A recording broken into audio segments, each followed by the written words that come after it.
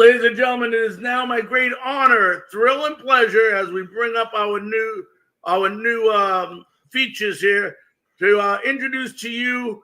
We're very proud to have with us former Clemson University head football coach, son of Bobby Bowden, Tommy Bowden with us.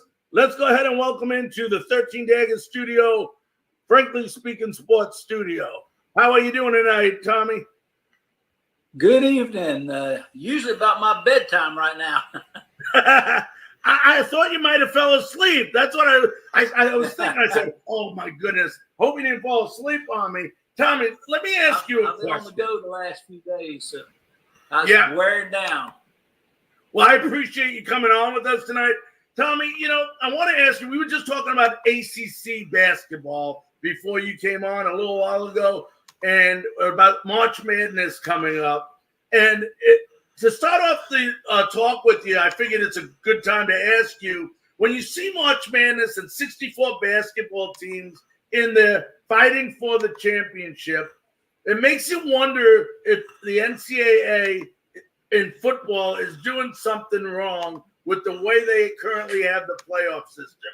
Are you in favor of having more teams in the national championship playoffs? Yeah, I really would. Even though I think the playoff committee has gotten it right. I think every year they've had the two best teams in the playoff, but I really think it's time to go for more, 8, maybe even more than 8. But I think we ought to try 8. And the money, right now everything's about the money, and universities are struggling. Very few of them can survive on their own. But it'd be a great revenue source for additional income for the NCAA and for college football. And I'm surprised they hadn't done it yet, but I would be in favor of it. Experiment with 8 pretty soon, and let's see how it goes if we need to get more than that. Tommy, you come from a family of coaches, let me say. When you started coaching at Tulane as a head coach at Tulane, did you feel any extra pressure to succeed because of your name and being the son of the great Bobby Bowden? Really not so much from my father, though. When I became the head coach of Tulane, he had gained a lot of notoriety by then, but it was more self-imposed pressure. I knew if I ever wanted to advance in the profession to a Power 5 school, I was going to have to be successful at Tulane. But I think I was really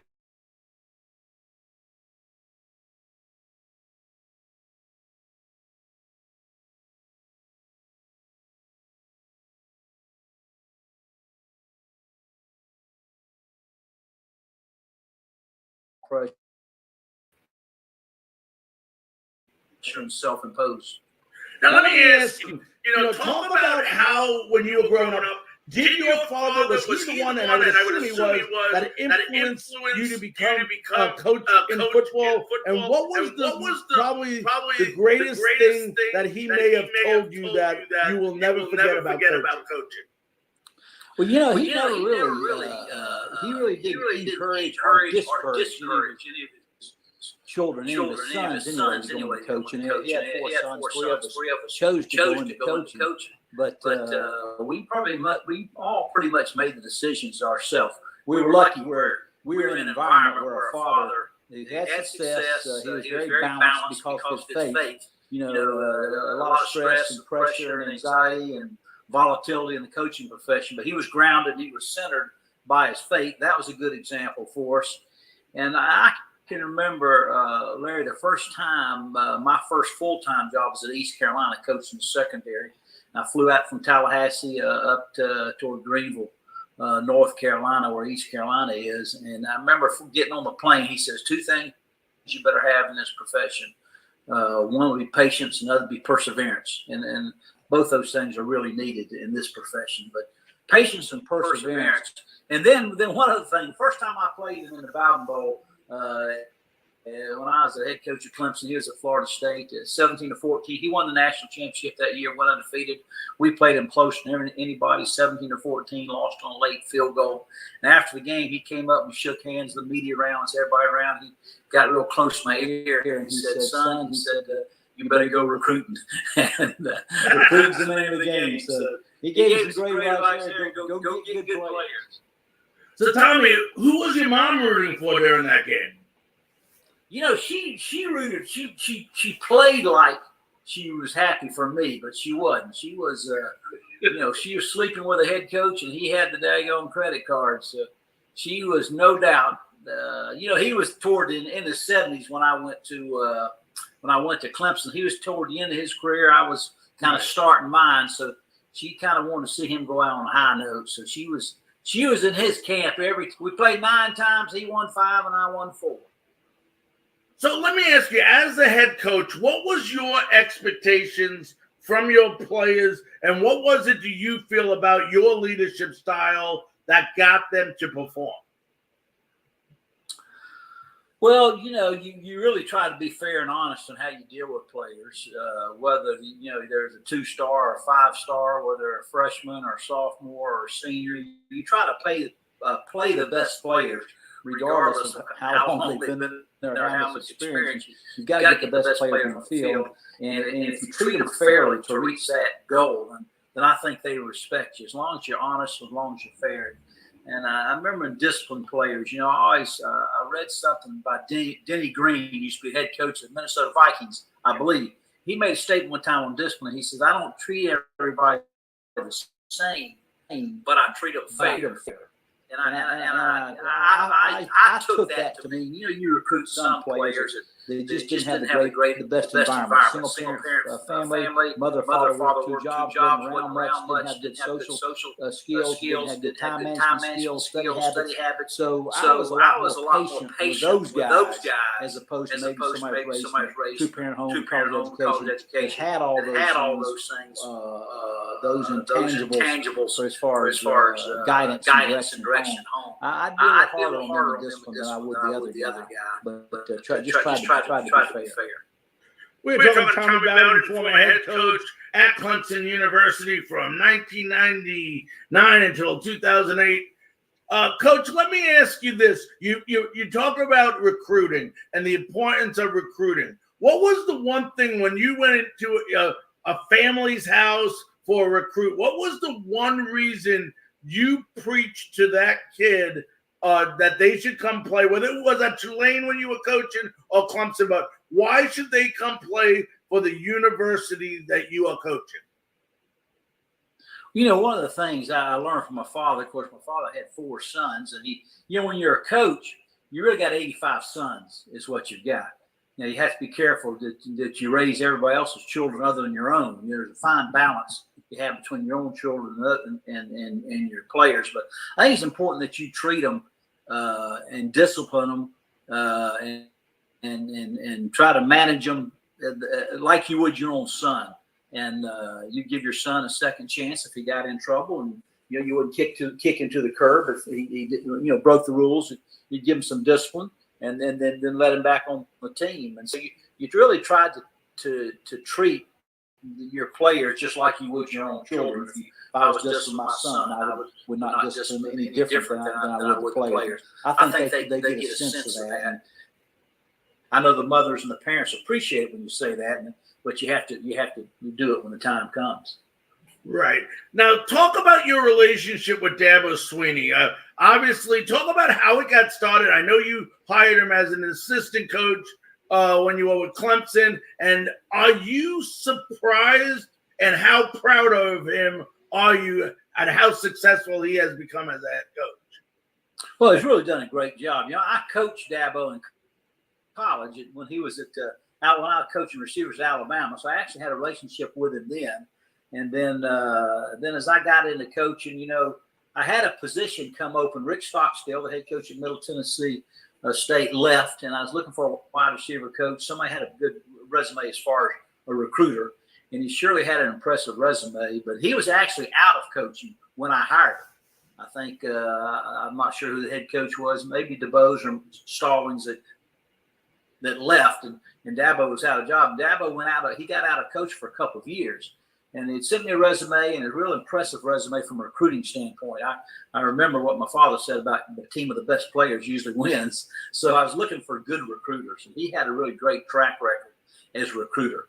So I hired him as a wide receiver coach, promoted him with some titles, and then when I left, recommended to the AD that I thought he had all the intangibles. He's got a great wife, Kathleen. The wife's awful important, I think, with a college football coach. He had a great football wife, good family guy, and he had great communication skills. There's a toughness aspect to him. So I thought he had all the ingredients, as I was sharing with the athletic director, that to be a really good head coach. Did he or I or anybody expect that he would have this kind of success? No. Every head coach wants that kind of success. Right. Would love to have it and works to have that, but it's difficult to do, especially nowadays and times. But a little surprised, like that he was, that he had that much success. But he's done a really good job there, and he's a big vision guy, and that's one thing I noticed as an assistant for me. He had a plan. When you look back at your career, Coach, and you have to rank some stuff, what would you rank at the top of your most memorable moments while coaching? Yeah, I'd say probably a couple of them. One would be, I think in 2003, maybe beat Florida State. I think they were third in the nation.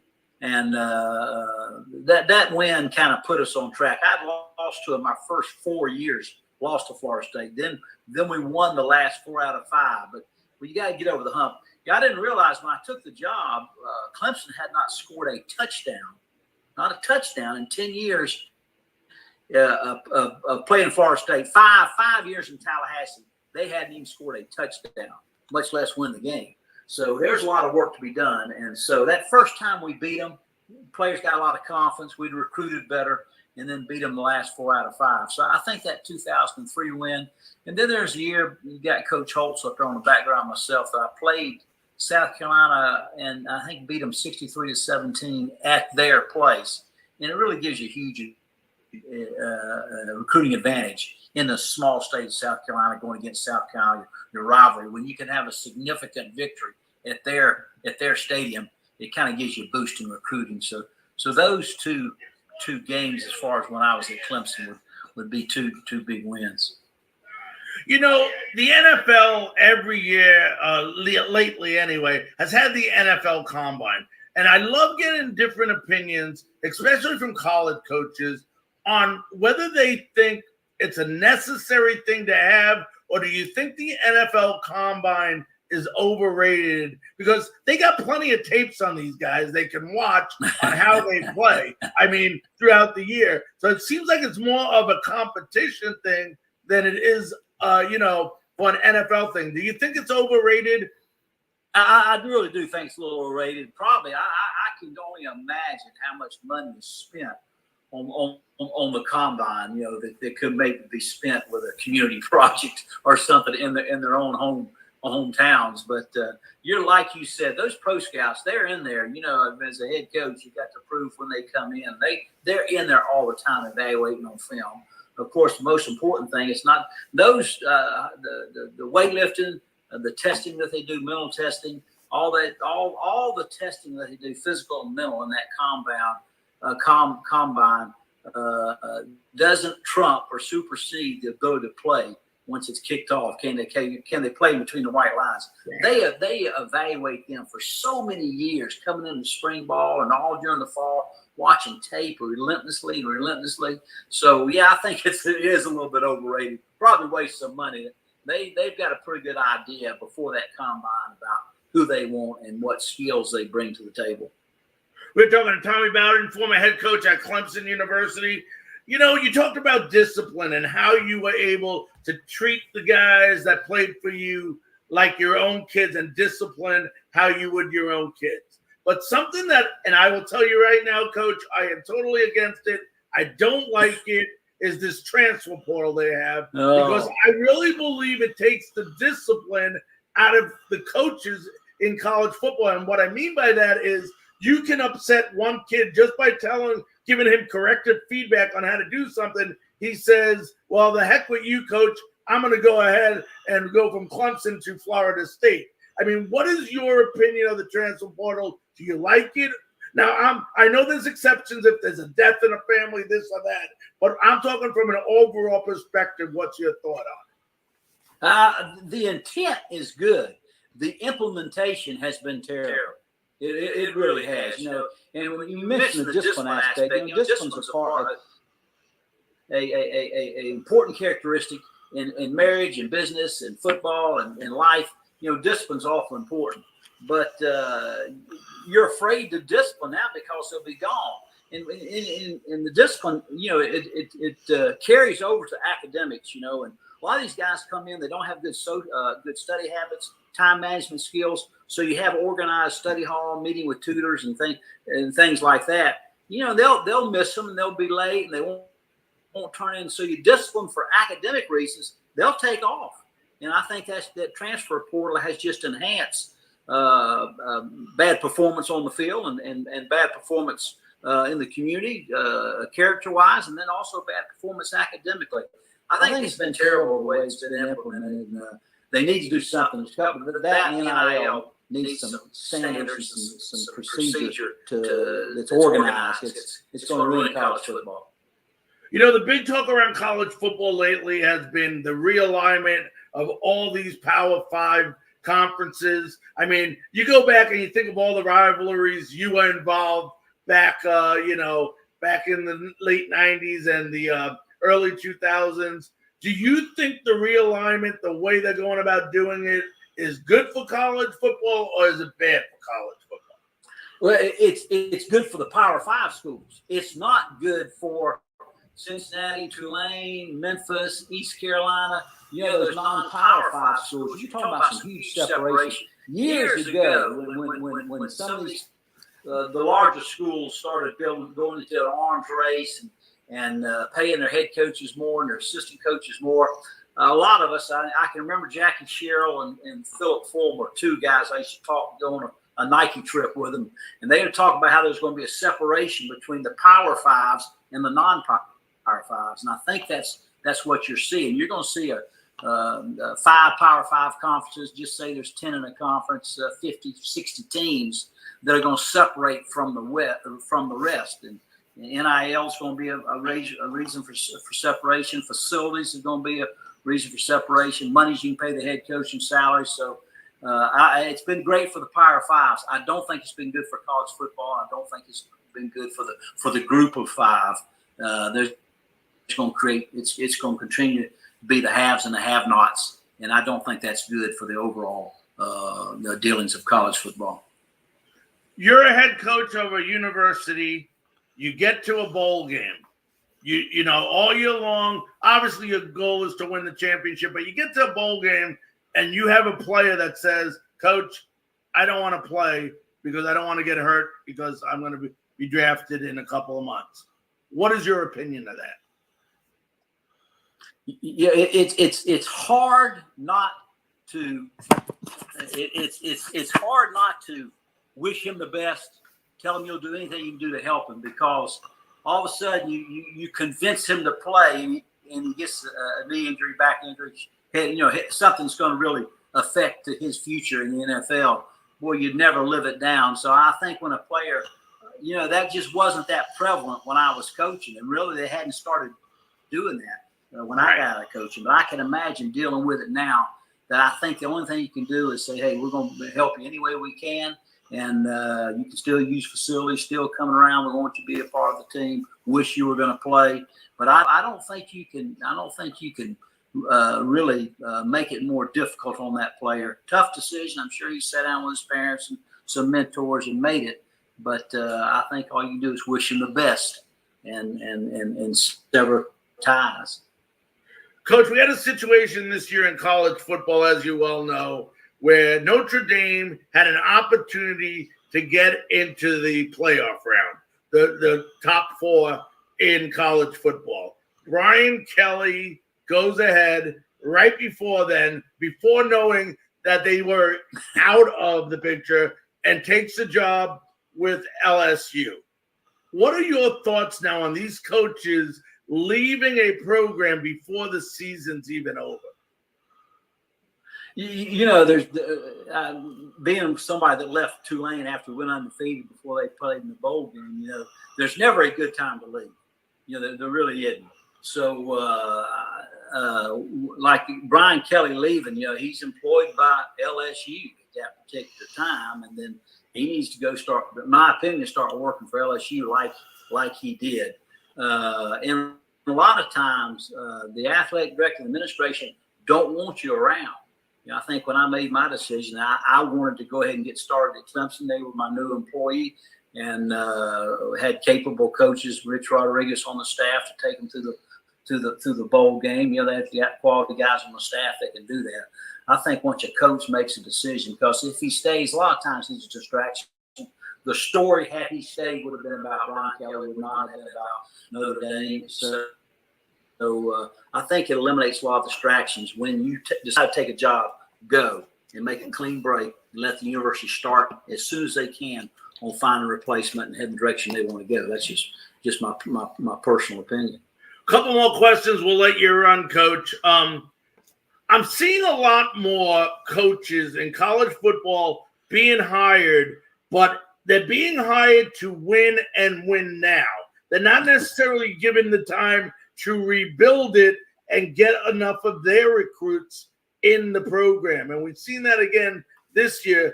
I mean, as college football becomes such a big business where, the rebuilding is done, you come here and we expect you to win now. And is it fair to a head coach, like when you came into Clemson, if they would have let you go after year 2 because you didn't win the first 2 years, is that fair for a head coach or not fair? Well, it's right now the salaries demand immediate success. Right. Saban's a guy that's put a standard in the SEC. When Mark Richt, the great coach, is gone, Philip Foreman was a great coach, was gone.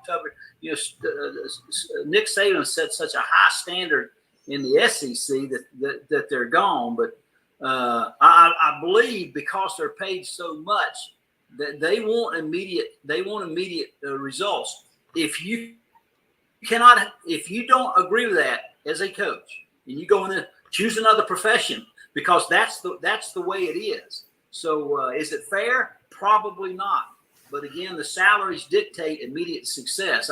I was fortunate at Tulane to immediately turn both programs around. I think coming off a 3-win season at Tulane, then we had 7, a 3-win season at Clemson. Before I got there, then we went to 6, the bowl game the first year. It really helps if you can have success immediately. Not only your players and your fans getting behind you, but the administration. But when you don't, you can expect the worst, especially with the way the climate is right now and the standard that they want. Florida would be another example of expectations maybe not being realistic. But it's not fair, but it's the law of the land right now. Last question, Coach. How fulfilling is it for a head coach like yourself to work with players, develop players, train the players, and then continue to see them progress and move on and get drafted in the NFL? Well, that's a rewarding part of it. Maybe even more than that is as they get older and get married and have children, and then to see them be really, really strong husbands and fathers, productive members of society, having, getting a job and succeeding in a profession other than football. Yeah, it is good to always see them go to the NFL, because that's all their goal. All their goals, all their dreams are get to the NFL. That might last 3 years, 4 years, 5 years, and they got the rest of their life. So there's a great deal of a sense of satisfaction when they do get drafted, make it with a team. It's even more rewarding to see your players as they get older, have children, have families, come back and see and mature in more ways than just athletically on the field. So those are 2 high spots for a coach, when they go in the NFL and when they succeed in life after football. Well, Coach, listen, I want to thank you very, very much. I know you've had a busy schedule last couple of weeks, but I want to thank you from the bottom of my heart for taking the time out of your schedule to join us on Frankly Speaking Sports. Yeah, let's do it again. Appreciate what you do for college football and sports. All right, thank you, and be safe, Coach. All righty, ladies and gentlemen, that was Tommy Bowden, former head coach of Clemson University from 1999 until